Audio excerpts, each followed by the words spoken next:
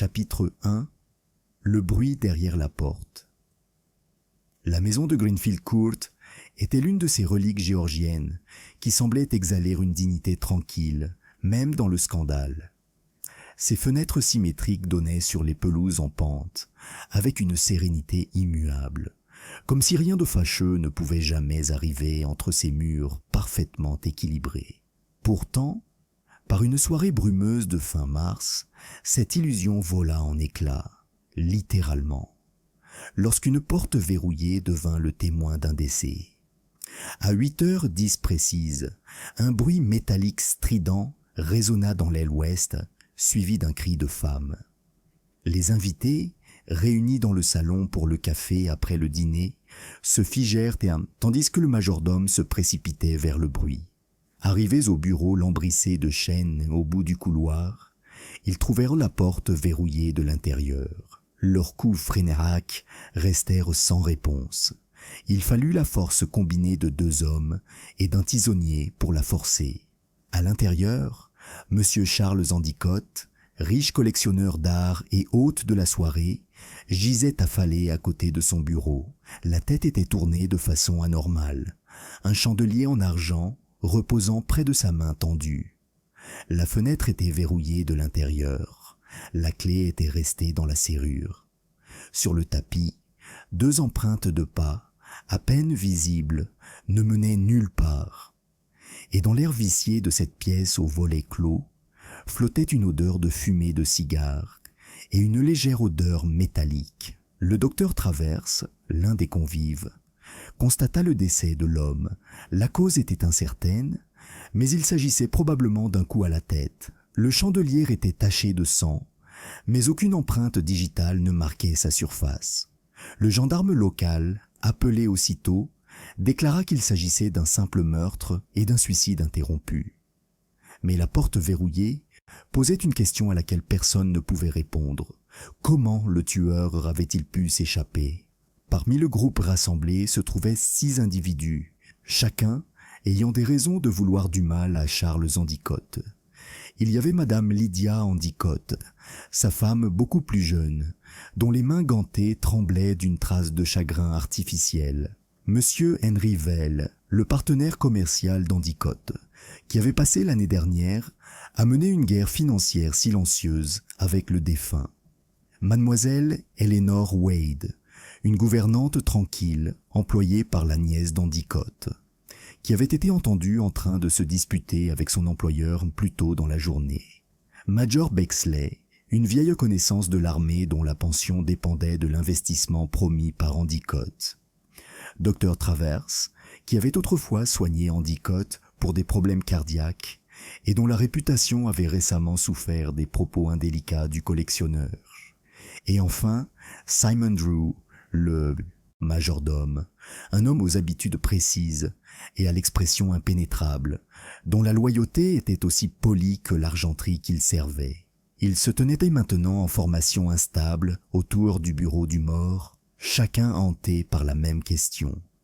Comment une porte, verrouillée de l'intérieur, pouvait-elle cacher un meurtrier ? 2 jours plus tard, l'affaire commençait déjà à se calmer. La police, convaincue qu'Endicott avait déjoué un cambrioleur et en avait payé le prix, s'apprêtait à clore son enquête. C'est alors qu'un télégramme arriva de Londres, bref et d'une politesse caractéristique. « J'ai entendu parler d'une curieuse affaire à Greenfield Court. Je descends par le train du matin. Hercule Poirot. » Lorsque le détective belge descendit du train le lendemain, sa petite taille et sa tenue impeccable attiraient autant l'attention que l'affaire elle-même. Chaque pli de son costume, chaque pli de son mouchoir était réfléchi, symétrique et d'une certaine manière intimidant. Son regard, vif et méticuleux, scrutait le quai de la gare comme s'il s'agissait d'un puzzle élaboré pour son amusement. Il a été accueilli par l'inspecteur Gerald Hewitt, un homme compétent mais sans imagination de la police locale. « C'est gentil à vous d'être venu, monsieur Poirot », dit-il en lui serrant la main. « Mais je doute qu'il reste grand-chose à faire. La porte était verrouillée, impossible de sortir. Il devait s'agir d'un voleur surpris. » Poirot haussa doucement les sourcils. Un voleur, mon ami, qui vient dérober des œuvres d'art et n'apporte que la mort. Et pourtant, cette serrure, elle me fascine déjà. Ils roulèrent jusqu'à Greenfield Court, sous un plafond bas et nuageux. Le manoir se dressait devant eux, ses nombreuses fenêtres reflétant une lumière terne comme des yeux fixes.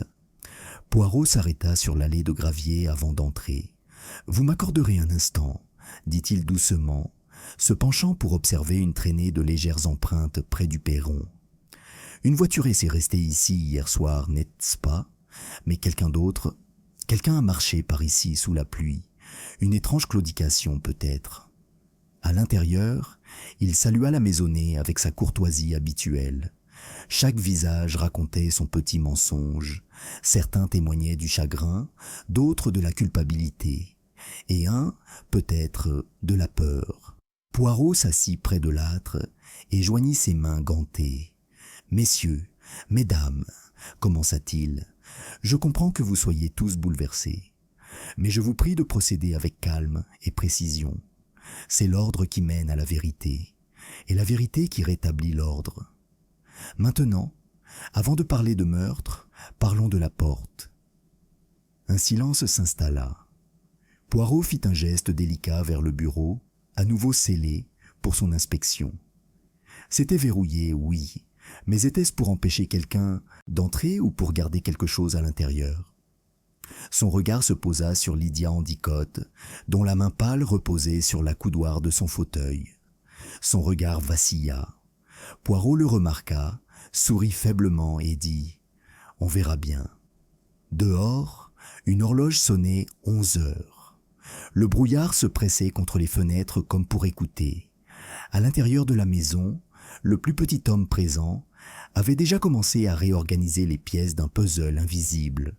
Un puzzle qui mettrait à l'épreuve non seulement sa logique, mais aussi les recoins les plus sombres de l'esprit humain. Chapitre 2. Le rassemblement des suspects. Le salon de Greenfield Court ressemblait à un décor de théâtre attendant le lever de rideaux. De lourds rideaux de brocart tamisaient la lumière, plongeant les invités dans une douce lueur ambrée. Les meubles semblaient figés par respect pour les morts, et pourtant persistait dans l'atmosphère cette légère odeur métallique que Poirot avait remarquée la veille. Il avait insisté pour que toute la maisonnée se rassemble, pas d'interrogatoire de police, juste une conversation amicale.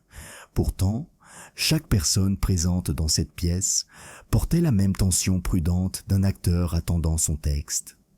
Poirot commença par une légère révérence. « Messieurs, mesdames, vous me pardonnerez. J'ai pour habitude de commencer, non par une accusation, mais par la compréhension. Lorsqu'une tragédie frappe une maison, elle n'est jamais étrangère à un seul cœur. Chacun de vous, chacun, a vu Monsieur Endicott sous un angle différent. Alors, s'il vous plaît, parlons de lui. » Madame Lydia Endicott était assise près du feu, sa posture raffinée mais mal à l'aise. Veuve de 35 ans, elle était impeccablement vêtue de soie noire, le visage pâle sous un voile de tulle. Ses doigts gantés jouaient distraitement avec la chaîne d'un pendentif à son cou. « Mon mari, » commença-t-elle d'une voix posée mais posée, « était un homme au goût très particulier. Il était fier, trop fier peut-être, mais il subvenait bien à ses besoins. Il appréciait la beauté et le contrôle, mais pas toujours la gentillesse. » Poirot inclina la tête. « Et le mariage, madame, était-il heureux ?» Ses lèvres se courbèrent légèrement. « Heureux ? C'était ordonné. J'ai fait mon devoir, comme il a fait le sien. Il avait sa collection, j'avais ma solitude. Je suppose que cela nous convenait à tous les deux. » Les yeux de Poirot brillèrent d'intérêt. Un arrangement des plus civilisés. Et pourtant, on se demande, quand l'ordre est si parfait, que se passe-t-il quand il est brisé ? Le regard de Lydia se posa sur le tapis. « Ça casse fort, monsieur Poirot, vous avez dû entendre. » Un léger sourire effleura les lèvres de Poirot, avant qu'il ne reporte son attention sur Henry Vail. L'associé était un homme de corpulence, grossière, à la diction précise, ses cheveux grisonnants plaqués en arrière sur un large front. Ses doigts tambourinaient nerveusement sur sa chaise. « Vous étiez l'associé de Monsieur Endicott, je crois ?»« Pendant 12 ans, répondit sèchement Val. Nous étions antiquaires et importateurs de luxe. Charles était un collectionneur dans l'âme, un rêveur, mais un piètre homme d'affaires. Je m'occupais de la comptabilité. Il courait après les curiosités. « Et ces derniers temps, les affaires ne marchent pas bien ?» demanda Poirot. Val serra les dents. Un ralentissement temporaire. Nous avons eu des désaccords, certes, mais rien qui puisse me faire. Il s'interrompit, se rattrapant. Rien qui vous concerne, monsieur. Poirot hocha lentement la tête. Au contraire, monsieur, cela me préoccupe profondément, car l'argent, voyez-vous, achète souvent plus que des biens. Il achète le silence, le ressentiment, ou qu'est-ce parfois la vengeance. Puis vint Miss Eleanor Wade, la gouvernante. Elle était assise légèrement à l'écart, la posture droite, les vêtements simples. Une femme de 28 ans, peut-être, au visage intelligent mais las. Sa voix, lorsqu'elle parlait, exprimait la fermeté tranquille de quelqu'un habitué à être ignoré. Je prenais soin de mademoiselle Endicott, la nièce de Charles. L'enfant l'adorait, même s'il pouvait être exigeant. Il exigeait obéissance, précision et surtout gratitude. On attendait de lui qu'il soit remercié pour avoir été corrigé. Poirot se pencha légèrement en avant. « Et vous l'avez remercié, mademoiselle ?» Elle hésita. « Parfois, monsieur Poirot, la gratitude est un art. On l'apprend pour survivre. » Poirot ne dit rien, mais son regard se posa sur elle assez longtemps pour qu'une ombre passe sur son visage. Puis il se tourna vers le major Bexley, qui avait passé l'entretien à fixer la cheminée du regard. Le major était corpulent et flamboyant, sa moustache tremblant légèrement au-dessus d'une bouche qui avait jadis aboyé des ordres sur un champ de bataille oublié. « Major, dit Poirot, on m'a dit que vous aviez servi avec le frère de monsieur Endicott en Inde. » Bexley hocha la tête avec raideur. Il le connaissait bien, un homme bien, contrairement à Charles. Il s'est toujours considéré comme un érudit distingué. Il m'a promis de financer un de mes projets, vous savez, une maison de retraite pour vétérans. Il a rédigé des contrats, puis a retiré son financement au dernier moment. Il m'a laissé tomber. « Une trahison ?» suggéra doucement Poirot. « Un désagrément » murmura Bexley. « Mais ce n'est pas une raison pour commettre un meurtre. »« Non » acquiesça doucement Poirot. « Aucune raison, si l'on est un homme calme. » Le major leva brusquement les yeux. Poirot sourit, serein comme un chat sous un rayon de soleil. Le docteur Travers prit ensuite la parole, spontanément.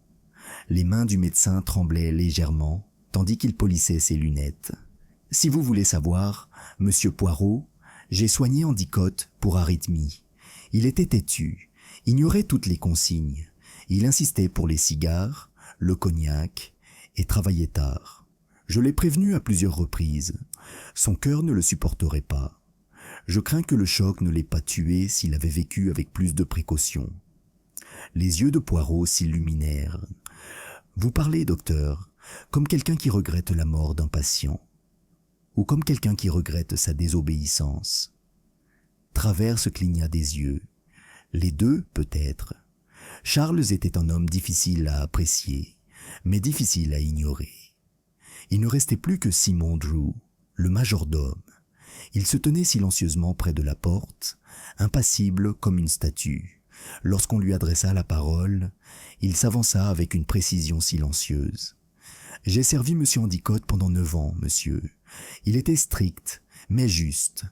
Il exigeait ponctualité, ordre et discrétion. La maison fonctionnait comme il le souhaitait. « Dites-moi, monsieur, » dit doucement Poirot, « comment se fait-il que la porte soit fermée à clé ? » « Je ne sais pas, monsieur. J'ai apporté le plateau du soir à 20 heures, comme d'habitude.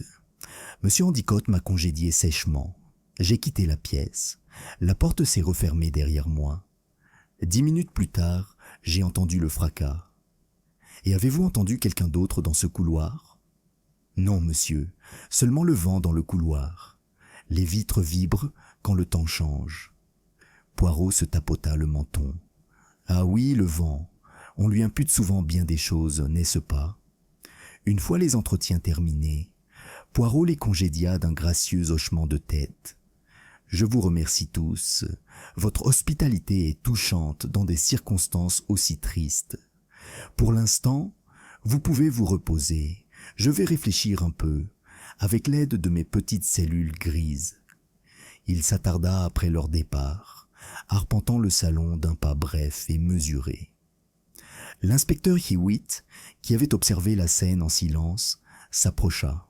« Vous n'avez rien appris de nouveau, j'imagine, » dit Hewitt. « Ils disent tout ce que nous savons déjà. » Poirot se retourna, l'air serein. « Ah, mais mon ami, d'après ce que nous savons et observons, ce ne sont pas des jumeaux. Dites-moi, vous avez vu les mains de Madame Endicott ?»« Gantées ?»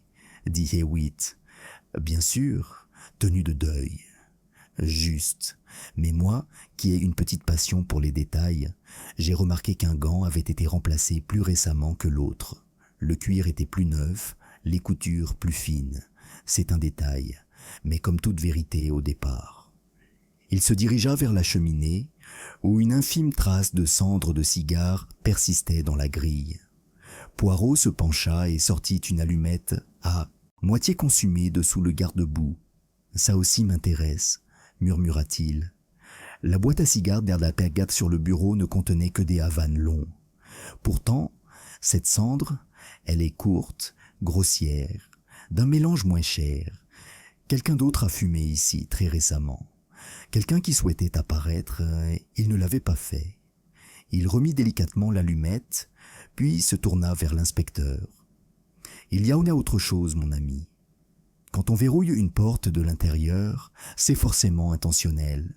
Soit on craint une intrusion, soit on souhaite simuler la solitude. Tu penses que c'était une mise en scène ?» Poirot sourit faiblement. « Je crois, mon ami, que rien dans cette maison n'est tout à fait ce qu'il paraît. La porte, la clé, la fenêtre. Tout cela joue son rôle dans un petit drame des plus exquis. Mais la vérité... Ah, la vérité ne se cache pas derrière la serrure, mais derrière les yeux de ceux qui l'ont contemplée. On frappa doucement à la porte.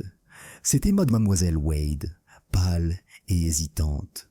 « Monsieur Poirot, » murmura-t-elle, en jetant un coup d'œil par-dessus son épaule, « il y a quelque chose que vous devriez voir, quelque chose qui pourrait expliquer la porte. » Les yeux de Poirot brillèrent. « Alors partons, mademoiselle, car là où les autres voient une serrure, je commence à voir une ouverture. » Chapitre 3. La première fausse piste. Miss Eleanor Wade conduisit Poirot et l'inspecteur Hewitt à travers un étroit couloir de service, l'air empreint d'une légère odeur de cirage et de linge humide. Une ampoule vacillait au-dessus de la pièce, projetant des ombres allongées sur le carrelage. La gouvernante avançait silencieusement, chacun de ses pas trahissant son malaise. « C'est ici », dit-elle doucement, en s'arrêtant devant une porte au bout du couloir.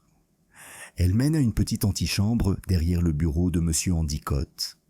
Elle faisait autrefois partie des quartiers des domestiques, mais elle s'était fermée à clé depuis des années. Hier, j'ai remarqué quelque chose d'étrange. Elle s'agenouilla et sortit une petite clé de la poche de son tablier.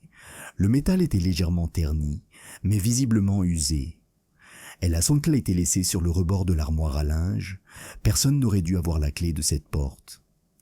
Poirot l'accepta délicatement entre le pouce et l'index. « Une clé qui apparaît à un moment si opportun, » murmura-t-il. « Comme le destin peut être complaisant. » Lorsque la serrure tourna, la porte s'ouvrit avec un soupir réticent.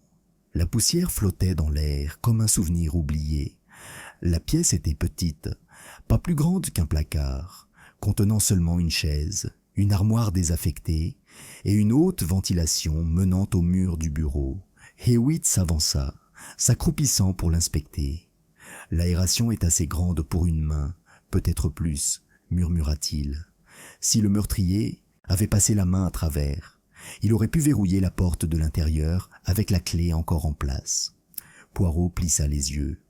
Ah, une possibilité bien pratique. Mais dites-moi, mon ami, si on peut passer la main par une bouche d'aération pour tourner une clé, pourquoi ensuite briser la porte? Pourquoi ne pas simplement la déverrouiller pour s'échapper? Hewitt se redressa. Ils ont peut-être paniqué. Peut-être, dit Poirot, même si son ton laissait clairement entendre qu'il en doutait. Pourtant, la théorie commença à se répandre dans la maison comme une traînée de poudre. Les domestiques la chuchotaient dans la cuisine. Les invités échangeaient des regards nerveux dans le hall. Au dîner, l'inspecteur Hewitt avait déclaré que c'était l'explication la plus probable, et la maisonnée ressentit un étrange soulagement. Une solution pratique, quelque chose de mécanique, pas de monstrueux. Mais Poirot, toujours serein, restait insatisfait. Il demanda la permission d'examiner à nouveau le bureau. Le corps, maintenant retiré, n'avait laissé qu'une faible ombre sur le tapis, là où le sang avait séché. Poirot se tenait au centre de la pièce, les mains soigneusement jointes derrière le dos, son regard allant du bureau au tapis, de l'âtre au loquet. « Observe, mon ami, dit-il à Hewitt. La bouche d'aération est derrière ce mur, n'est-ce pas? Alors il faut s'accroupir ici, passer la main par là et tourner la clé ainsi. » Il mima le mouvement avec précision. Mais l'angle, c'est gênant, et notre meurtrier devait savoir que ce serait gênant. Pourtant, il ne laisse aucune trace sur la clé, aucune rayure sur la serrure. Hewitt fronça les sourcils. « Vous insinuez que le conduit d'aération n'a pas été utilisé du tout? » « Je pense, dit doucement Poirot, que lorsqu'un indice s'intègre trop parfaitement, c'est souvent parce qu'il a été placé là pour s'intégrer. » Il se tourna vers le bureau, où une pile de papier était soigneusement empilée à côté d'un coupe-papier aux manches d'ivoire. Parmi eux se trouvait une feuille écrite d'une écriture tremblante. « S'il m'arrive quelque chose, sachez qu'Henry Val m'a trompé en affaires et a l'intention de me ruiner. » Les sourcils d'Hewitt se haussèrent. « Eh bien, ça paraît évident. » Poirot considérait le papier comme un accessoire de théâtre. En effet, trop simple peut-être. Voyez-vous, Masséna, mon ami, Monsieur Endicott était un homme de symétrie. Son écriture, précise, uniforme. Pourtant, ici, remarquez l'espacement irrégulier, les traits hésitants. Un homme effrayé ou un homme qui prétend en être un? Hewitt eut un petit rire. « Tu penses que ce mot est né faux? »« Je pense, répondit Poirot, qu'il était destiné à être trouvé. » Ils furent interrompus par un coup frappé à la porte. C'était Lydia Endicott, l'air calme, mais le regard perçant. « Monsieur Poirot, inspecteur, je pensais que vous deviez le savoir. Monsieur Val a décidé de quitter la maison. Il dit ne plus vouloir s'exposer à de nouveaux soupçons. » Poirot haussa un sourcil. « Ah, mais bien sûr, madame, rien ne proclame l'innocence aussi haut et fort qu'un départ précipité. » 10 minutes boulana plus tard, Val fut intercepté dans le hall d'entrée, sa valise déjà prête. Il fit face à Poirot avec une indignation contenue. « Je n'ai aucune patience pour cette farce. Charles était mon partenaire, certes, mais nos désaccords étaient assez professionnels, pas personnels. Je ne me laisserai pas traiter comme un criminel. » Poirot fit un geste calme vers le mot. « Et pourtant, monsieur, votre nom apparaît ici, de la main du défunt. Vous partiriez avant qu'il ne soit examiné ?» Le visage de Val s'assombrit. « Tu crois que c'est moi qui l'ai écrit, je suppose, que je me suis glissé à l'intérieur, que je l'ai frappé et que je l'ai laissé affaler sur son bureau comme dans un roman à 1 sou ?» Poirot sourit doucement. « Mon cher monsieur, je pense simplement que vous tenez absolument à contrôler la manière dont votre histoire est racontée. » L'échange fit sortir les autres de leur chambre. Le major Bexley fanfaronnant, Madame Endicott froide et silencieuse, Mademoiselle Wade rôdant dans l'embrasure de la porte. Au milieu de l'échange, Poirot s'écarta, permettant à l'inspecteur d'interroger Val avec fermeté. Les réponses de l'homme étaient sans doute fermes, mais sous-jacentes, une peur sourde.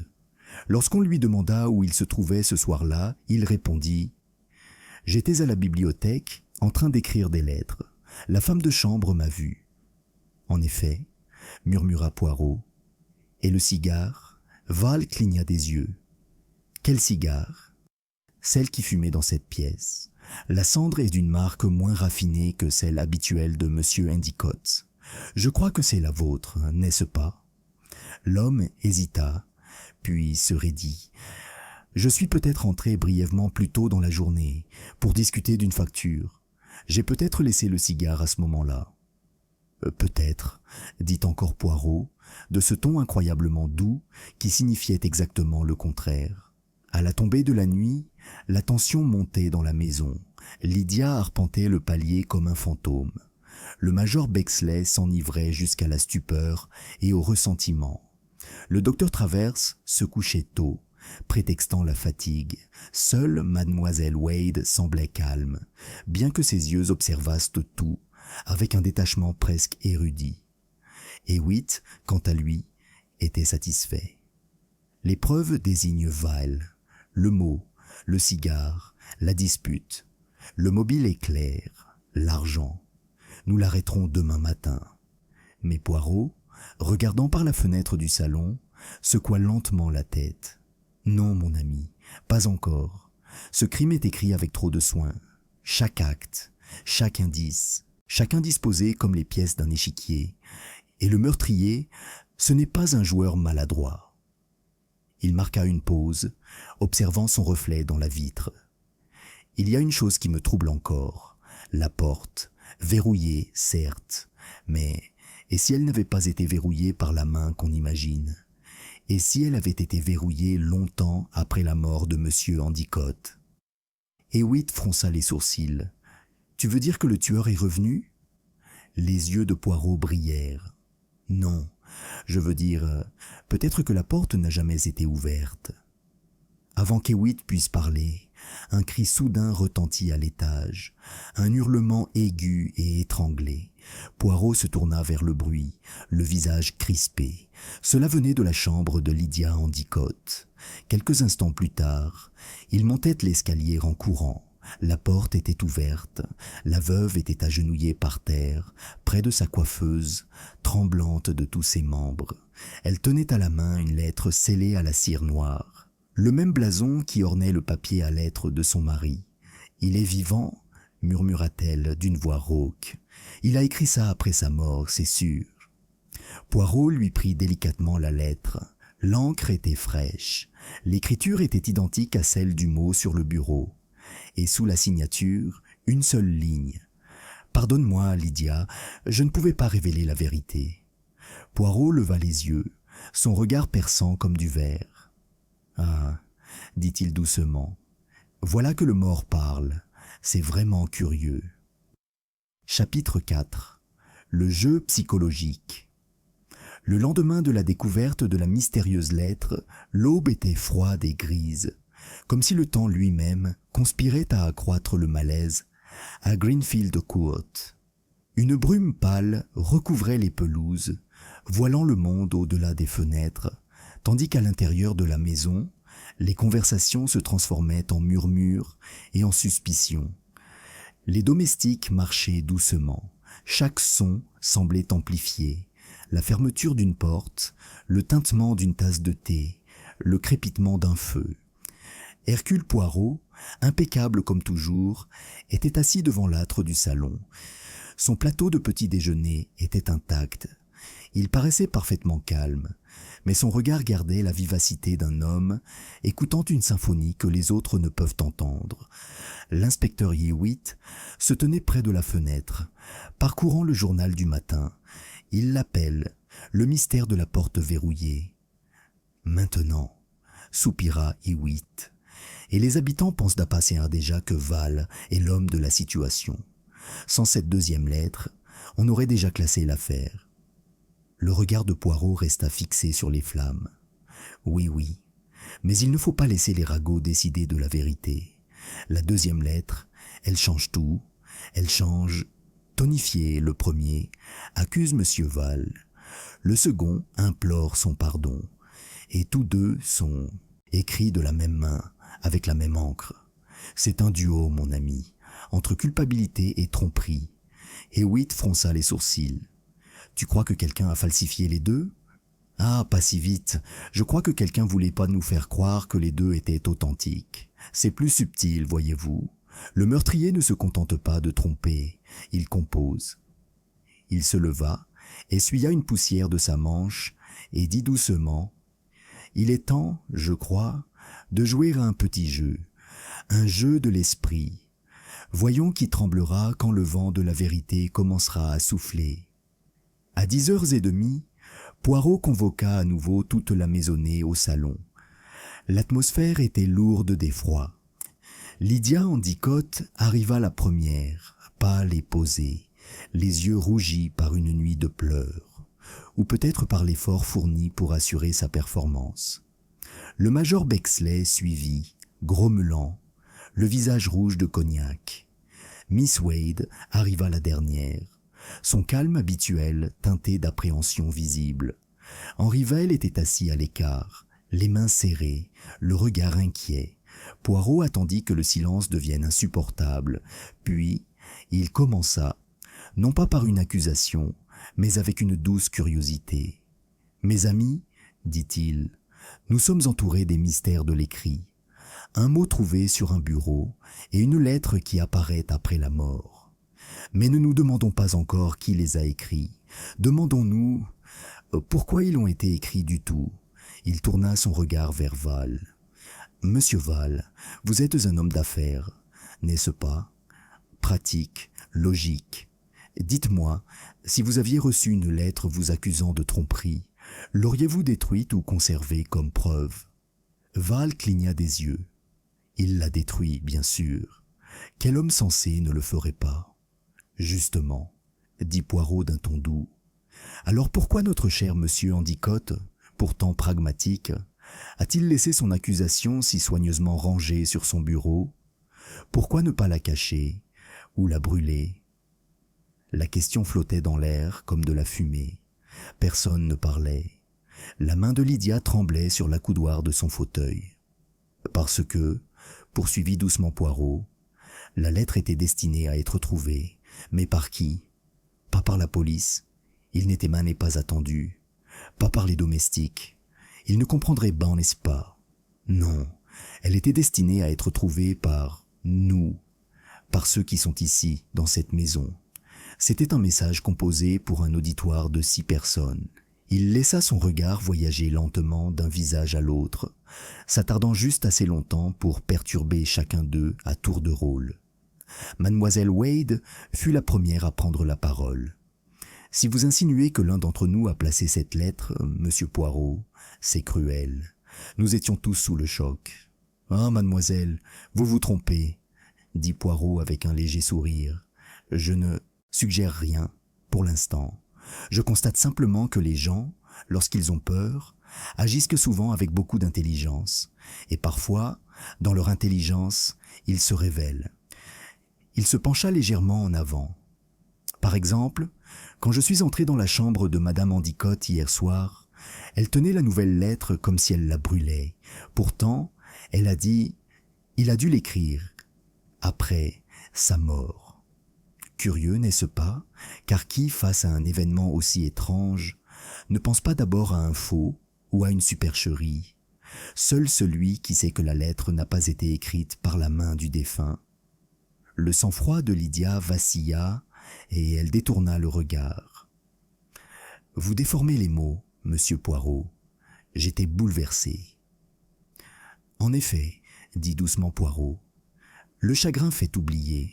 Dites-moi, madame, quand avez-vous vu votre mari vivant pour la dernière fois? »« Au dîner, murmura-t-elle. Il s'est ensuite retiré dans son bureau. Je ne l'ai plus jamais revu. » Poirot hocha lentement la tête. « Et pourtant, tu as entendu le cri? Hein, tu es arrivé en courant ?» Son silence le confirmait. « Et quand la porte a été brisée, dit doucement Poirot, tu as été le premier à t'évanouir. » Les lèvres de Lydia s'entr'ouvrirent, comme pour répondre, mais elle ne dit rien. Poirot se tourna soudain vers le majordome qui se tenait discrètement près de la porte. « Monsieur Drew, En entrant dans le bureau ce soir-là, qu'avez-vous vu en premier ? Le corps, monsieur, dit doucement Drew. Il gisait près du bureau. Madame Endicott hurlait. Je me souviens qu'elle répétait sans cesse. La porte était verrouillée. Comment pouvait-elle être verrouillée ? Ah, dit Poirot. Mais elle l'a dit avant que la porte ne soit brisée, n'est-ce pas ? Une brusque inspiration emplit la pièce. Lydia se leva à moitié de sa chaise, le visage décoloré. C'est un mensonge. Poirot leva la main, non sans gentillesse. Madame, je n'accuse pas. Je demandais, voyez-vous. Je suis fasciné par l'esprit dans les moments de panique. C'est dans ces moments-là que la vérité s'échappe, comme un oiseau s'échappant de sa cage. Le major Bexley se tortilla mal à l'aise. « Seigneur, mon vieux, est-ce que tu dois torturer cette pauvre femme ? Si tu veux des réponses, pose-moi une question. Je n'ai rien à cacher. » Poirot se tourna aussitôt vers lui, presque joyeusement. « Ah, mon capitaine, alors parlons courage. Vous êtes un homme d'action, non ? Dites-moi, pourquoi n'avez-vous pas enfoncé la porte vous-même » Bexley cligna des yeux. « Parce que je pensais que c'était trop tard. Le médecin a dit qu'il ne fallait pas déranger la scène. » « Mais le docteur Travers n'était pas encore arrivé, » observa Poirot. « Il est venu après cela, la porte a été ouverte. Le visage du major devint rouge. Eh bien, j'ai dû me tromper. »« Bien sûr, » répondit Poirot d'un ton léger. « Les erreurs sont les empreintes de la nature humaine. Nous en faisons tous. Certaines nous les enterrons, d'autres nous ramènent au crime. » Il marqua une pause, puis ajouta doucement. « J'en ai peut-être fait une aussi. Je croyais que cette affaire était une question de raison. Mais non, c'est une question de émotion. Quelqu'un ici n'a pas tué par intérêt, mais par peur. Et la peur, mes amis, est le mobile le plus dangereux. » Il se leva, lissa ses revers et regarda vers la fenêtre.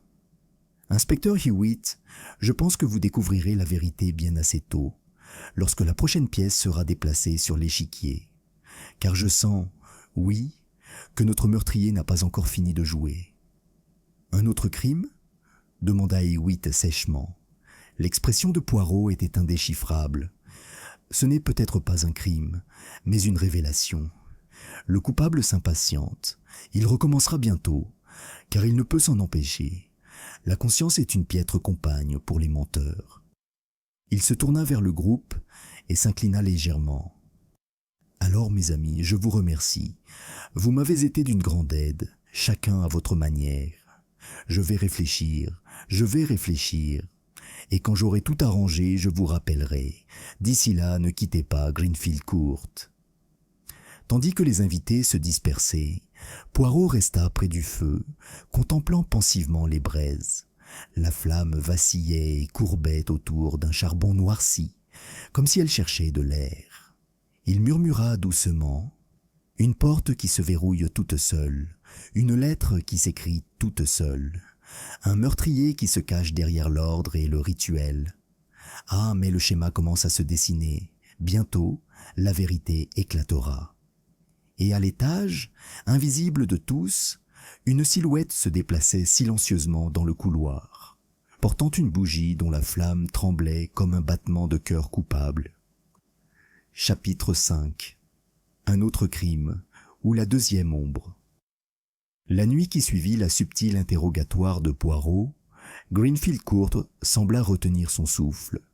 Chaque horloge tic-taquait avec une patience exagérée, et chaque craquement de plancher aurait pu être un pas.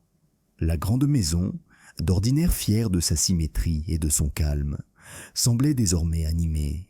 Ses couloirs palpitaient d'inquiétude, ses fenêtres observaient dans l'obscurité. Poirot, s'étant retiré tard, était assis dans sa chambre, éveillé, une petite lampe allumée à côté de lui. Sur la table se trouvaient les 2 lettres, l'une accusatrice, l'autre pardonnante, à côté d'une pile de ses notes bien rangées. Il les étudiait comme si elles étaient à des voix vivantes murmurant des aveux contradictoires. De la pièce voisine lui parvenait la démarche nerveuse de l'inspecteur Hewitt. Même l'Anglais pragmatique ne parvenait pas à dissimuler entièrement sa nervosité. À minuit et demi, un bruit sourd retentit. Un bruit sourd suivi d'un cri qui trancha le silence comme du verre.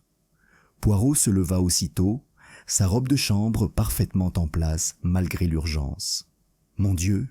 murmura-t-il. « Alors, ça recommence. » Il rencontra Hewitt dans le couloir, le revolver de l'inspecteur au poing.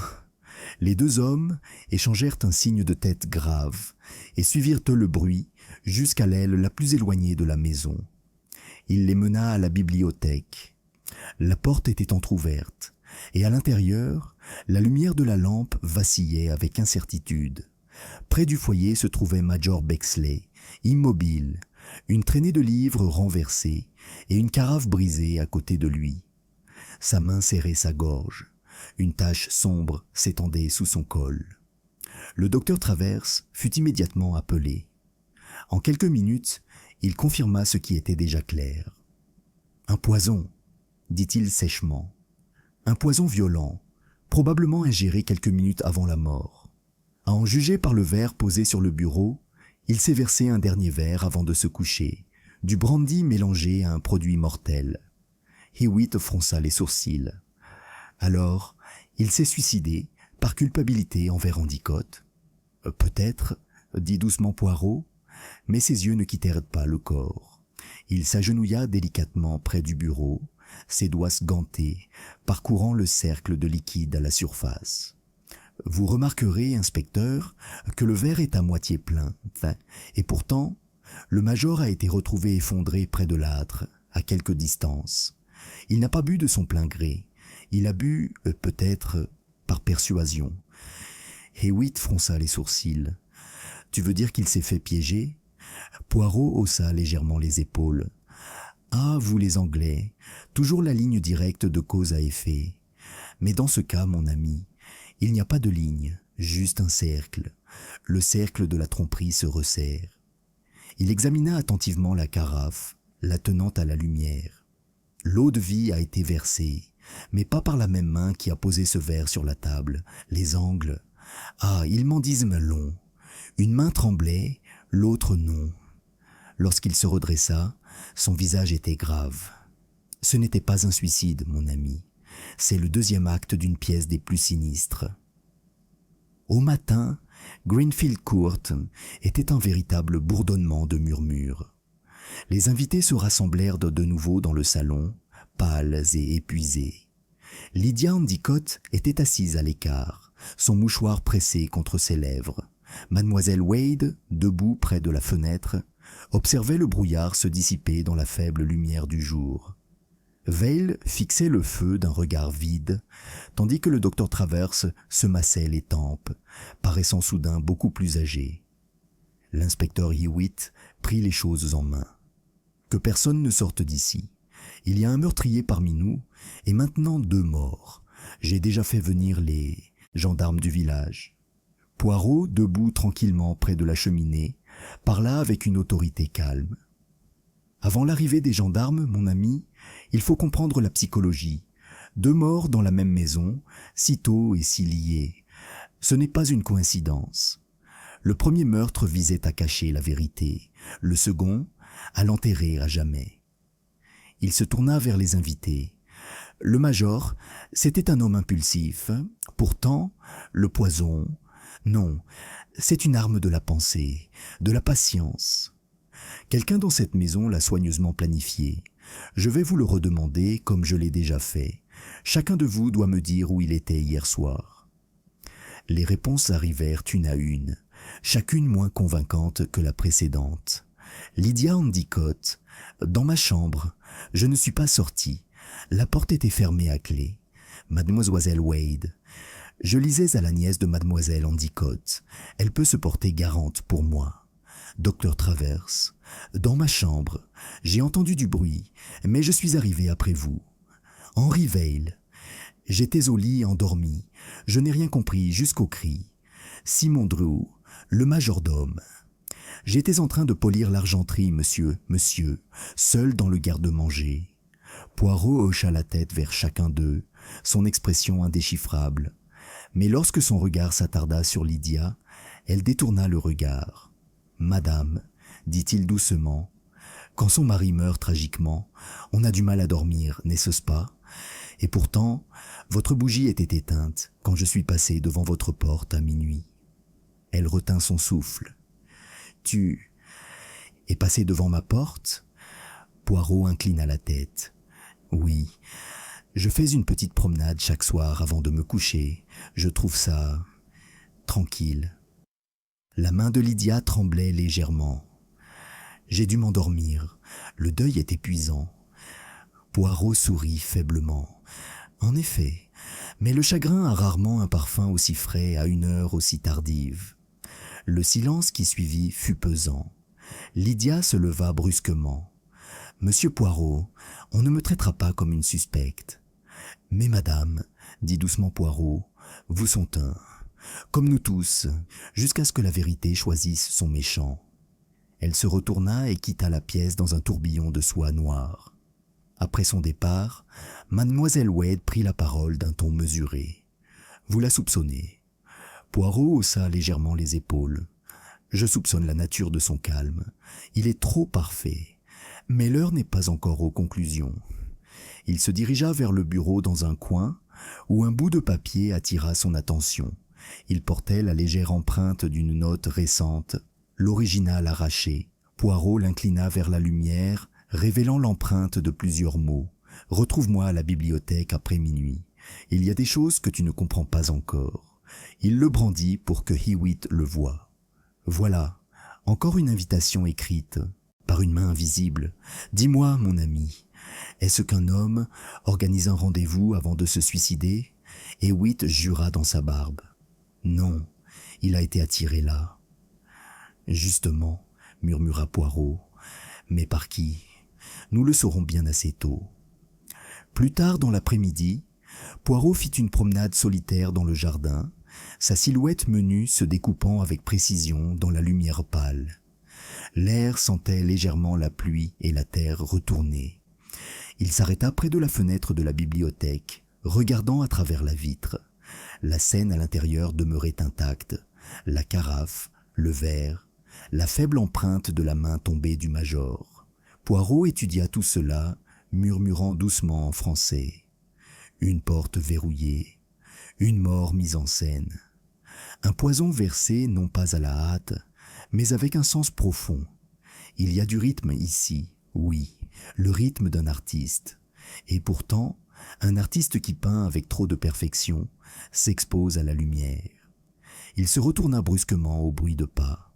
Mademoiselle Wade se tenait derrière lui, l'air crispé. « Tu ne devrais pas être ici, » dit-elle doucement. « Ils disent que tu les provoques, que tes questions sont cruelles. »« Ah, » dit doucement Poirot, « la vérité est toujours cruelle avant de devenir douce. Dites-moi, mademoiselle, vous tenez à cet enfant, n'est-ce pas? Vous la protégeriez, même du scandale. » Son menton se releva légèrement. « Bien sûr, elle est innocente dans tout ça. » Alors vous me comprendrez quand je dis cela. Si la vérité n'est pas dite bientôt, l'innocence risque d'être noyée dans la culpabilité. Mademoiselle Wade hésita, son sang-froid se brisant pour la première fois. « Tu penses pas que Lydia est impliquée ?» Le regard de Poirot s'adoucit. « Je crois, mademoiselle, que l'amour et la peur sont jumeaux, et l'un d'eux a déjà tué 2 fois. » Avant qu'elle puisse répondre, Simon Drew apparut au coin de la terrasse, son visage habituellement impassible et blême. « Monsieur Poirot, on vous demande dans le bureau. L'inspecteur a trouvé quelque chose. » Ils se sont précipités à l'intérieur. Sur le bureau se trouvait un mouchoir brodé des initiales LE, humide, avec de l'eau de vie et de légères traces du même poison utilisé sur le major. L'inspecteur Hewitt avait l'air sombre. « On l'a trouvé sous la carafe. C'est à elle, Poirot. » « Aucun doute. » Le regard de Poirot s'attarda sur la délicate couture. « Ah, » dit-il doucement. « Le filet se resserre donc, mais peut-être autour du mauvais coup. » Il reposa délicatement le mouchoir sur la table. « Voyez-vous, mon ami, un meurtrier peut inventer un indice pour piéger quelqu'un d'autre. Mais ce faisant, il révèle quelque chose de plus grand. Ce qu'il peurait la peur, je pense, parlera bientôt plus fort que l'épreuve. Il se redressa, les yeux brillants d'une certitude tranquille. Il est temps, mon ami, de préparer le dernier mouvement de cette petite symphonie. Car lorsque la musique s'arrêtera, l'un de nous restera silencieux à jamais. Chapitre 6. L'indice caché de Poirot. La découverte du mouchoir de Lydia Endicott se répandit à Greenfield Court comme une fumée en quête d'oxygène. À midi, la fragile civilité de la maisonnée s'était brisée. Les murmures fusaient entre les domestiques comme des oiseaux nerveux. Les invités évitaient le regard des autres. Même l'inspecteur Hewitt, qui avait pris soin de ne pas tirer de conclusions hâtives, semblait convaincu que l'affaire touchait à sa fin. Mais Hercule Poirot, toujours impeccable, toujours calme, demeurait immobile comme un chat avant le seau. Il était assis seul dans le bureau de feu Monsieur Endicott, les rideaux tirés pour laisser entrer la pâle lumière anglaise. Devant lui, disposés avec une précision géométrique, gisaient les objets de l'affaire. Les 2 lettres, le verre empoisonné et le mouchoir brodé. L'air transportait une légère odeur de vernis et d'encre ancienne, mais sous-jacente, quelque chose de plus subtil, une note de décomposition, de faim. Hewitt entra, ses bottes lourdes sur le tapis. « Vous en avez vu les preuves, Poirot. Ses initiales sur le tissu, des traces de poison. Que vous faut-il de plus? Le mobile est clair. La cruauté de son mari, la ruine de son amant, sa liberté à conquérir. » Poirot ne leva pas les yeux. « Ah, mon ami, vous êtes un excellent policier, mais vous pensez comme quelqu'un qui voit la surface de l'eau, jamais le fond. Dites-moi, si Madame Endicott voulait empoisonner le major Bexley, pourquoi avoir choisi une méthode aussi violente et évidente? Et pourquoi avoir laissé son propre mouchoir, si commodément sous la carafe? » Hewitt haussa les épaules. « Parce qu'elle est intelligente, mais pas assez. La culpabilité rend les gens insouciants. » Poirot sourit faiblement. Ou alors c'est l'innocence qui les fait piéger. Il se leva et se dirigea vers le bureau. « Regardez, mon ami, ce mouchoir, il est bien à elle, mais elle ne l'aurait pas utilisé pour essuyer le verre. Vous voyez la broderie? Les coutures synthèses sont délicates, certes, mais aussi usées, de vieux fils effilochés. Une dame aussi exigeante que Madame Endicott ne risquerait pas un si beau mouchoir pour nettoyer du cognac. Et le parfum? Il le souleva délicatement, l'inhalant. Il porte son parfum, certes, mais aussi un autre, celui du tabac, un parfum fort, le parfum des cigares. » Hewitt cligna des yeux. « Tu crois qu'un homme s'en est occupé ?» Les yeux de Poirot brillèrent. « Je ne l'ai pas juste manipulé, je l'ai utilisé, et je l'ai déposé ici, comme un cadeau à notre imagination. » Il posa le mouchoir avec un soin méticuleux. « Non, non, mon cher, le meurtrier est toujours devant nous, en train d'aménager son petit théâtre. Mais il a laissé une trace. Quelque chose d'insignifiant, quelque chose qui ne lui importait pas. » Il se dirigea vers la cheminée, accroupi près de l'âtre. Les cendres du feu de la veille s'étaient peintes refroidies et transformées en une douce poussière grise. Poirot souleva le tisonnier et les remua délicatement. Un léger scintillement attira son regard. Un morceau de papier, à moitié brûlé, mais pas entièrement perdu. Il l'extirpa avec une pince à épiler et le déposa sur une feuille propre. « Qu'est-ce que c'est ?» demanda Hewitt en se penchant plus près. L'expression de Poirot s'accentua. « Un mot, un extrait. Regardez ici le coin d'un cachet et quelques mots encore lisibles. Minuit, viens seul, n'en parle pas. » Le reste a disparu. Mais observez, mon ami, le papier. Il provient de la même papeterie que les lettres. Le filigrane, le grammage sont identiques. Le journal d'Endicott, murmura Hewitt. Il a donc été écrit ici. Oui, et il a brûlé ici aussi. Quelqu'un a voulu le détruire, mais n'y est parvenu qu'en partie. Le ton de Poirot s'assombrit. C'est le malheur de notre meurtrier que le feu s'éteigne, comme toute tromperie finit par le faire. Il se leva, s'époussetant les mains. Nous avons maintenant 3 notes, chacune pratique, chacune écrite de la même main. Mais je commence à penser, mon ami, que cette main n'était pas celle d'un homme. Hewitt fronça les sourcils. Tu veux dire qu'une femme les a forgées? Poirot pencha la tête. Ou une femme prétendue pour la contrefaçon, c'est comme l'écriture manuscrite. Elle peut dissimuler beaucoup de choses, mais pas l'intention. Il y a un rythme dans l'écriture comme dans la respiration. Et ce rythme, il change avec la culpabilité. Il se tourna vers la fenêtre, son regard errant vers le jardin embrumé. Dites-moi, avez-vous remarqué depuis le premier décès le calme de mademoiselle Wade? La gouvernante? Demanda Hewitt. Elle était pragmatique. Elle ne s'énerve pas facilement. Exactement, dit doucement Poirot. Trop calme, trop raisonnable. Les autres tressaillent, pleurent, accusent. Mais elle observe. Et quand un esprit observe sans se lamenter, cet esprit, comment dire, joue aux échecs pendant que les autres jouent aux cartes. Hewitt fronça les sourcils. « Tu crois qu'elle est impliquée ?» Poirot sourit doucement. « Ah, je ne pense rien. Je suspecte qu'elle en sait plus qu'elle ne l'avoue. Mais l'accuser maintenant serait prématuré. Non, testons son esprit, car dans la psychologie de la culpabilité, mon ami, la contradiction est mère de vérité. » Cet après-midi-là, Poirot demanda à prendre le thé dans la véranda, une pièce ensoleillée, agrémentée de palmiers et d'orchidées fanées. Mademoiselle Wade arriva promptement, posée et grave. Elle portait une simple robe grise, et ses cheveux étaient soigneusement tirés en arrière. « Mademoiselle, » dit Poirot chaleureusement, « pardonnez mon intrusion.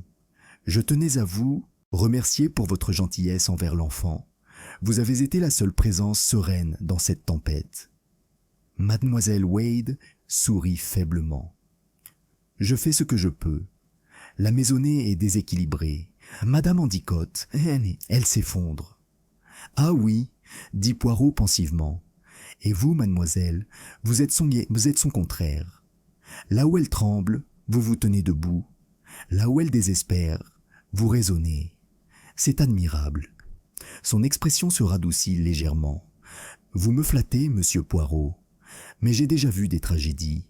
On apprend à distinguer l'émotion de la compréhension. » « Exactement, » répondit Poirot. « Comme on distingue la vérité de l'illusion? Dites-moi, vous aimiez bien monsieur Endicott ?» Elle hésita. Je le respectais. C'était un homme intelligent, voire généreux.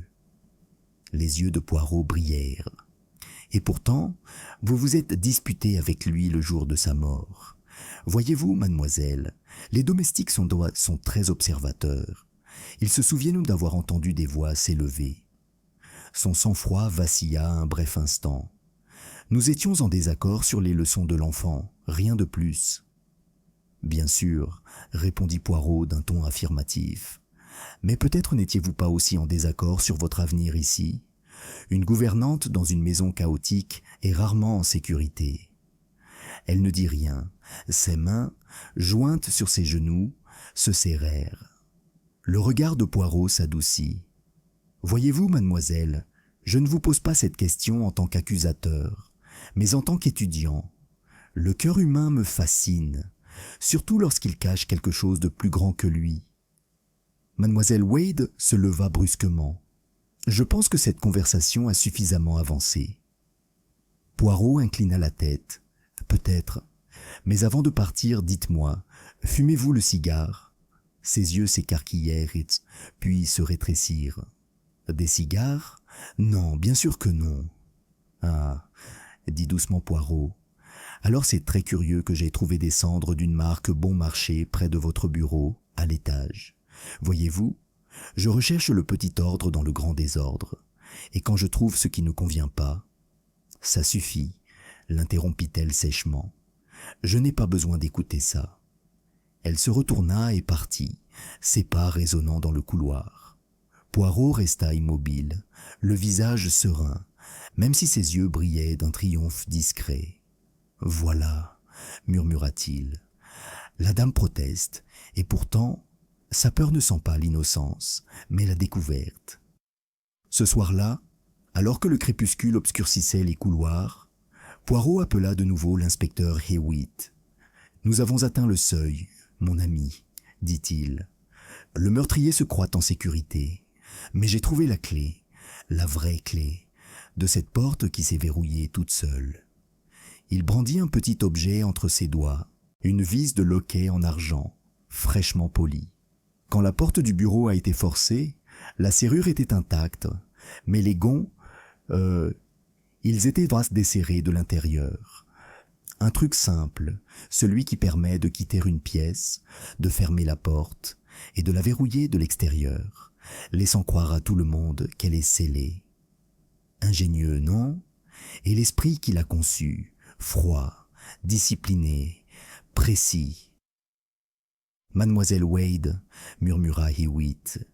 Poirot sourit faiblement. « Ou quelqu'un comme elle. Mais patience, mon ami. Demain matin, nous les rassemblerons tous. Pour l'instant, laissons le meurtrier dormir une dernière nuit, persuadé d'avoir gagné. » Il éteignit la lampe, sa silhouette se découpant sur la lueur mourante du feu.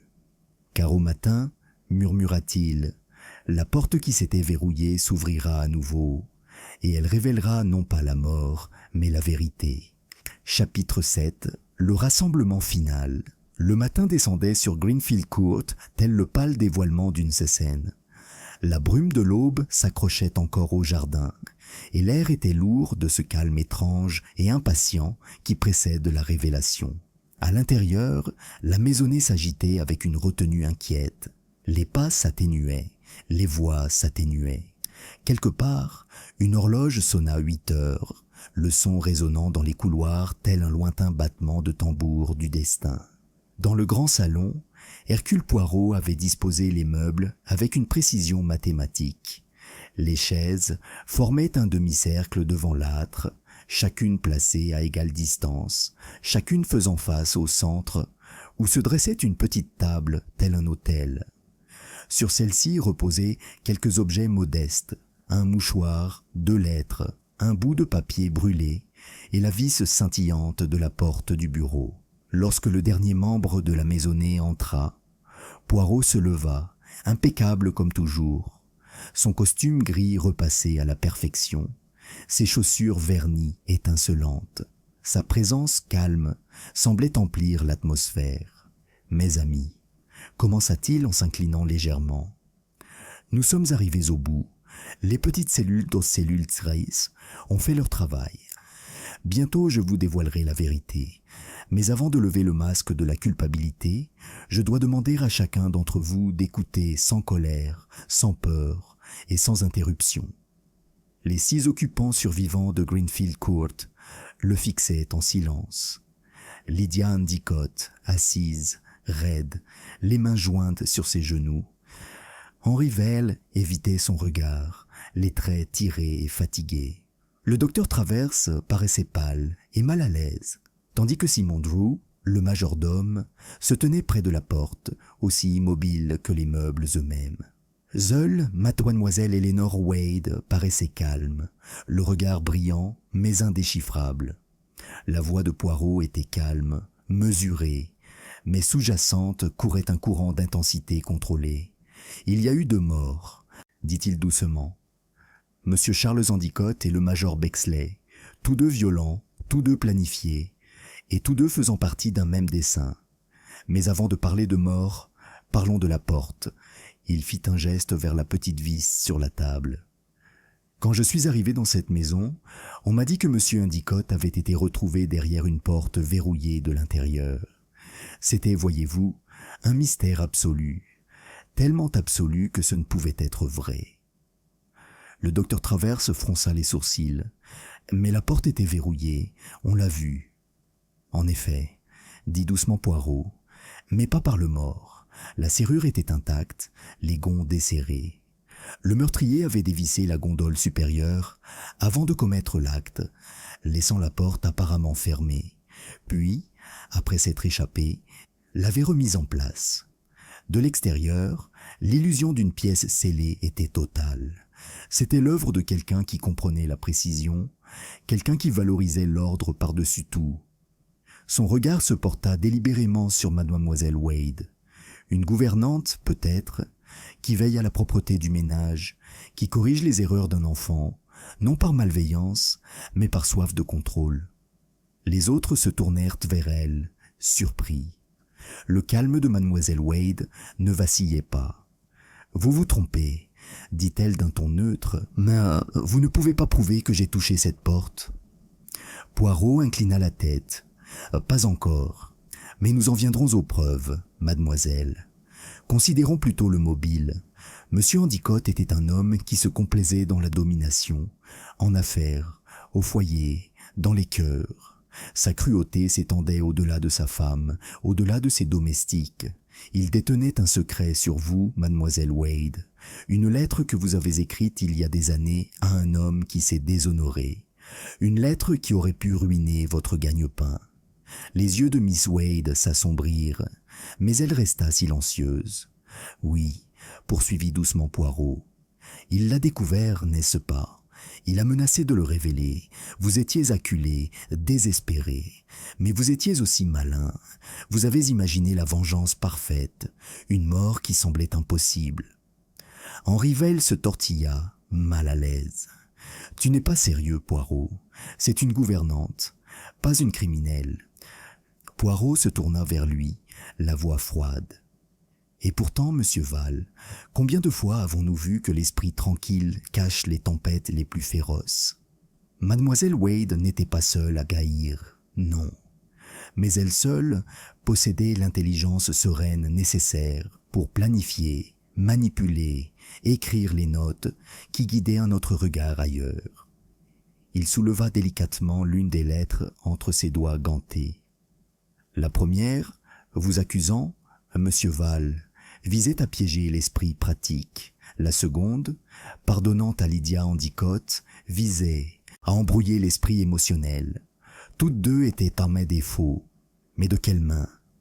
Observez le jeu des majuscules, l'inclinaison inégale de l'encre. Elle correspond non pas à l'écriture du défunt, mais à celle de sa secrétaire, mademoiselle Wade elle-même. Hewitt expira brusquement. On a comparé l'écriture tout à l'heure. Ah, interrompit Poirot, mais seulement superficiellement. Vous avez examiné des lettres écrites avec calme. J'ai examiné celles écrites à la hâte. Le déguisement s'estompe quand la peur presse la main. J'ai trouvé une lettre écrite par mademoiselle Wade au commerçant, signée, adressée et datée. Les boucles, la pression, le rythme, c'est identique. Le masque de mademoiselle Wade vacilla légèrement. Vous transformez des coïncidences en certitudes. Poirot sourit faiblement. Peut-être. Mais il y a une autre coïncidence, mademoiselle, le cigare. Vous m'avez dit hier que vous ne fumiez pas, et pourtant, dans votre bureau à l'étage, j'ai trouvé une boîte vide de Havanes bon marché, cachée derrière les manuels scolaires, de la même marque que la cendre que j'ai découverte dans le bureau. Pourquoi une femme qui ne fume pas garderait-elle des cigares cachés dans sa chambre? Sa mâchoire se serra. Ils ont sans doute été déposés là par le majordome. Tu peux lui demander. Les yeux de Poirot brillèrent. Ah, mais Simon Drew, il ne fume pas du tout de cigares. Il fume des cigarettes, un mélange turc. Les quartiers des domestiques en révèlent encore l'odeur. Le majordome s'inclina légèrement, imperturbable. C'est vrai, monsieur. Un silence s'ensuivit, un long silence suspendu, où seul le tic-tac de l'horloge osait bouger. Puis la voix de Lydia Endicott résonna dans le silence. Alors, c'était elle, Éléonore? Poirot leva la main. Patience, madame. Nous y sommes presque, mais il faut comprendre pourquoi. Mademoiselle Wade ne tuait pas uniquement par haine. Elle tuait par peur d'être démasquée. Monsieur Endicott avait menacé de la renvoyer, de la ruiner avec cette lettre.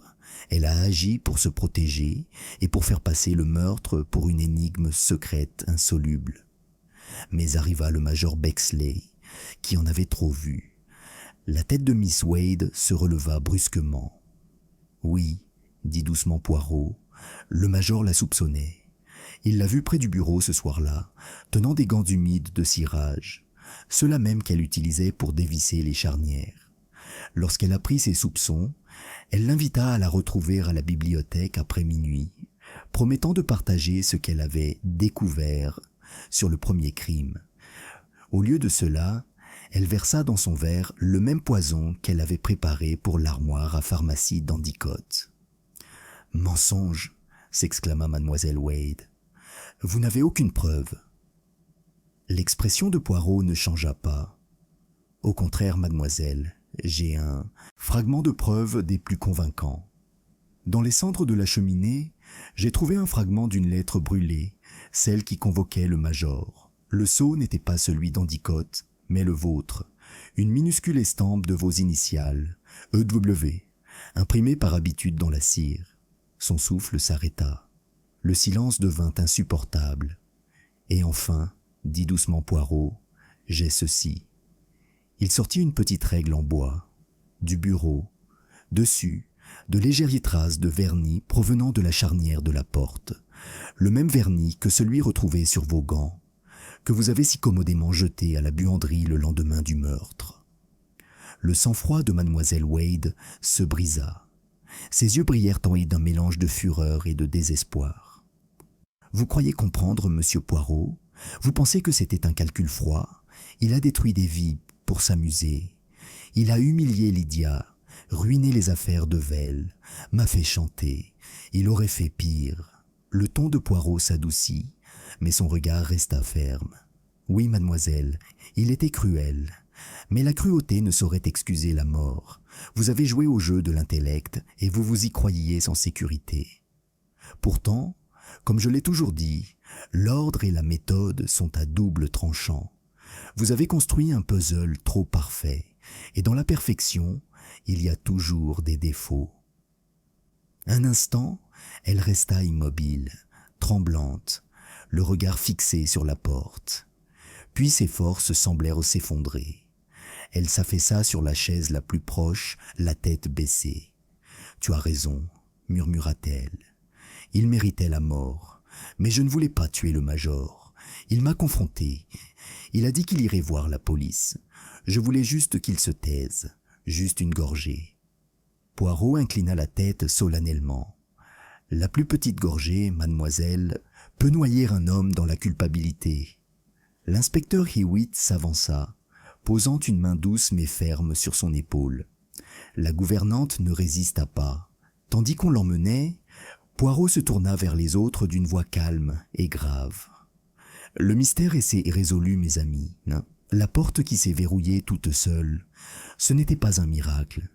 C'était seulement le reflet d'un cœur humain cherchant à maîtriser le chaos. Et pourtant, s'il y avait une chose qu'elle ne pouvait contrôler, c'étaient les conséquences. » Il regarda vers la fenêtre, où la lumière du soleil perçait maintenant la brume qui s'éclaircissait. La justice, comme la lumière, peut être retardée, mais elle entre toujours, même par la plus petite fissure. La confession d'Eleanor Wade résonna dans l'air, comme l'écho d'une cloche, longtemps après que le son se fut éteint. Le salon, qui quelques instants plus tôt semblait empli de tension et d'une incertitude haletante, semblait désormais vide, vidé de la tempête invisible qui l'avait consumé. Dehors, la grisaille du matin s'était éclaircie d'un bleu hivernal vif et la lumière du soleil filtrait à travers les hautes fenêtres, caressant les objets posés sur la table, les lettres, la vis, le mouchoir, avec une sorte de révérence solennelle. Poirot resta immobile quelques instants, après que mademoiselle Wade eut été emmenée par l'inspecteur Hewitt et les agents. Sa silhouette fine et soignée paraissait encore plus petite dans le silence immense de la maison. Finalement, il expira doucement, comme pour libérer les dernières ténèbres accumulées dans son esprit. Lydia Endicott fut la première à prendre la parole. « Alors c'est fini », dit-elle d'une voix faible, comme si elle avait du mal à y croire. « Eleanor, de toutes. » Poirot se tourna vers elle, l'air grave mais bienveillant. Ce n'est jamais celui qui paraît le plus dangereux, madame. L'assassin, elle, se cache non pas derrière la fureur, mais derrière la raison. Elle ne recherchait pas le chaos, mais l'ordre. Dans son esprit, c'était la justice, une correction, pas un crime. Les yeux de Lydia se remplirent de larmes, mais pas uniquement de chagrin. C'était mon ami, je lui faisais entièrement confiance. Et Charles, oui, il était cruel, mais je n'ai jamais voulu. Sa voix se brisa. Je n'ai jamais voulu ça. Poirot inclina la tête. Personne ne le fait jamais, madame. Le meurtre ne naît pas seulement de la haine, il naît du désespoir, ultime refuge d'un cœur qui ne supporte pas le désordre. Et le désespoir, il se cache derrière bien des visages polis. Le docteur Travers, debout près de la fenêtre, parla doucement. « Va-t-elle être pendue ?»« Non, » dit doucement Poirot. « La loi fera ce qu'elle doit, mais peut-être la clémence interviendra-t-elle. Les tribunaux anglais sont sévères, mais ils écoutent. Elle racontera son histoire, et ils verront qu'elle était autant une victime qu'une méchante. » Un lourd silence s'installa. Même le tic-tac de l'horloge semblait feutré, respectueux. Poirot se dirigea lentement vers la petite table où étaient rassemblés les indices. Ses doigts planèrent sur chacun d'eux, les fausses lettres, le billet brûlé, le mouchoir empoisonné, la petite vis de la charnière, comme pour dire adieu aux pièces du puzzle qu'il avait si soigneusement assemblées. « Mon Dieu !» murmura-t-il presque pour lui-même. « Comme nous sommes étranges, des créatures qui aspirent à la paix, mais ne peuvent vivre sans conflit, même ici, dans cette maison raffinée, où l'art ornait les murs et où la civilité régnait au dîner. Il y avait de la cruauté, cachée, raffinée, mais cruauté néanmoins. » Henri Val, qui était resté jusque-là silencieux, prit soudain la parole, la voix rauque. « Poirot, je vous dois beaucoup de remerciements. Je croyais qu'elle avait réussi à me piéger. Si vous n'étiez pas venu... » Poirot leva la main. « Ne me remerciez pas, monsieur. Remerciez seulement la vérité. Elle attend toujours d'être découverte, même si elle se cache derrière les rideaux de la commodité. Vous aussi, vous devez en tirer une leçon. La mort de monsieur Endicott, elle ruinera peut-être votre entreprise, mais peut-être aussi vous libérera-t-elle de son ombre. » Val hocha la tête avec lassitude. C'était un tyran, certes, mais il ne méritait pas cette fin. Poirot sourit tristement. « Peu d'entre nous méritent ce qu'ils ont à endurer, monsieur. C'est pourquoi nous devons vivre prudemment, afin que, le jour venu, nous soyons en paix. » Simon Drew, le majordome, entra discrètement avec un plateau de thé, le visage impassible mais pâle. Tandis qu'il versait, ses mains gantées tremblaient légèrement. Le regard de Poirot, perçant même au repos, ne le manqua pas. « Vous êtes au secoué, mon ami ?» Drew hocha brièvement la tête. « Ce n'est pas facile, monsieur, de servir une maison qui a vu de telles choses. » Le ton de Poirot s'adoucit. « Non, vraiment. Vous resterez, je crois, jusqu'à ce que les choses soient réglées. »« Je resterai aussi longtemps que madame Endicott le souhaitera, » dit doucement le majordome. « Il ne faut pas que la maison sombre dans le désordre. »« Ah, » murmura Poirot, « un beau sentiment. Même au milieu du chaos, il faut de l'ordre. » Lorsque Drew se retira, le silence retomba dans la pièce. Poirot, debout près de l'âtre, se tourna vers les autres. « Mes amis, vous devez considérer cette affaire non seulement comme un crime, mais comme un miroir. Chacun de vous, madame Endicott, monsieur Val, docteur Travers, vous avez été entraînés dans cette tragédie non par hasard, mais parce que vous avez choisi de ne pas affronter. Secrets, ressentiments, ambition, tous poussent comme du lierre jusqu'à étrangler les murs auxquels ils s'accrochent. Le meurtre n'était que la fleur de ce poison. » Il marqua une pause, promenant son regard sur la pièce. « Je l'ai toujours dit, le mobile d'un crime est rarement unique. Il est partagé, par fragments, par tous ceux qui vivent à proximité. La culpabilité peut appartenir à une seule personne, mais le terreau qui la nourrit appartient à plusieurs. Le docteur Travers eut un rire amer. « Vous parlez comme un prêtre, monsieur Poirot. » Poirot sourit faiblement. « Peut-être, mon cher docteur, mais le détective et le prêtre partagent une vocation, rechercher la confession. » Cet après-midi-là, l'inspecteur Hewitt revint du poste où mademoiselle Wade avait été placée en garde à vue. Son visage était tiré, mais sa voix était posée. « Elle a fait une déposition complète, » dit-il doucement à Poirot. « Tout à fait comme vous l'avez dit. Elle nous a même montré où elle avait caché la fiole de poison. Elle était dans la charnière du vieux placard, le même que celui du bureau. Une femme ingénieuse. » Poirot inclina gravement la tête. L'esprit qui se détruit lui-même est souvent le plus ingénieux. Elle souffrira assez sans mon jugement. Hewitt le regarda avec curiosité. « Tu as presque l'air désolé pour elle. » Poirot joignit les mains derrière son dos. « Je suis toujours désolé, mon ami, de voir l'intellect corrompu par l'émotion. Commettre un crime parfait, c'est une vanité, une forme d'art. Mais croire pouvoir en contrôler le résultat, c'est une folie. Elle voulait rétablir l'ordre dans son monde en se débarrassant d'un homme cruel. Au lieu de cela, elle l'a complètement déséquilibré. C'est poétique, n'est-ce pas ?» L'inspecteur soupira. « Si c'est de la poésie, je préfère la prose. » Poirot sourit faiblement. « Ah, le sens pratique anglais, il vous sauve de la tragédie. » Le soir, Greenfield Court commençait à retrouver lentement son calme. La police était partie. Les domestiques s'agitaient comme des ombres silencieuses, réhabilitant les pièces trop arrosées. Lydia Endicott était assise seule près du feu, le regard perdu dans les braises.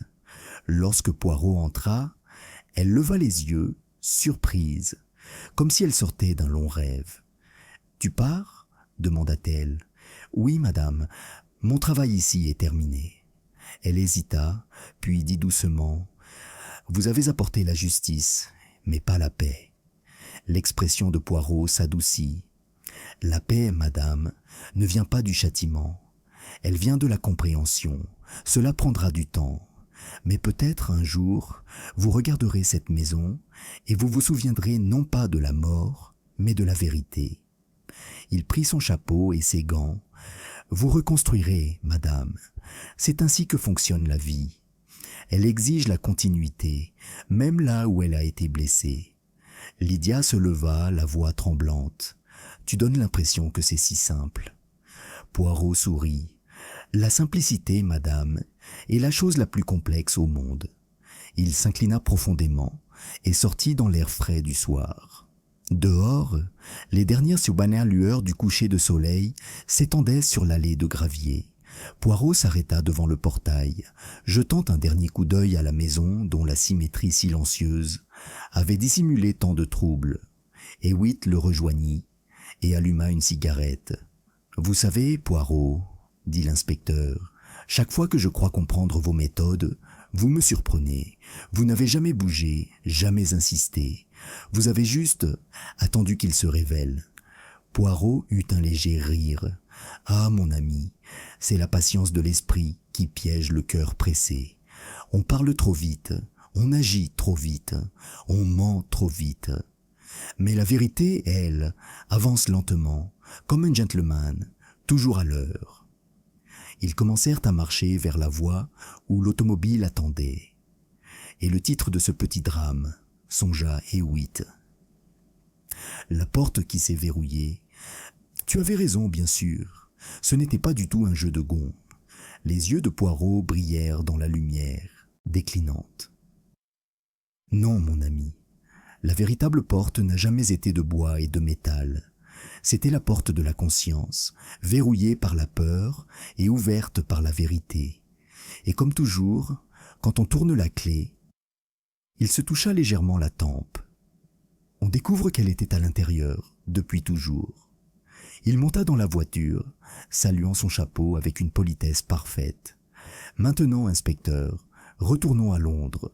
Il y a toujours de nouvelles énigmes qui attendent les petites cellules grises. » Alors que la voiture descendait la longue allée, les lumières de Greenfield Court s'éteignirent derrière eux, et la maison, si silencieuse, si ordonnée, se dressa à nouveau dans sa paix trompeuse, l'endroit où une porte s'était verrouillée et où l'esprit d'un meurtrier s'était finalement ouvert.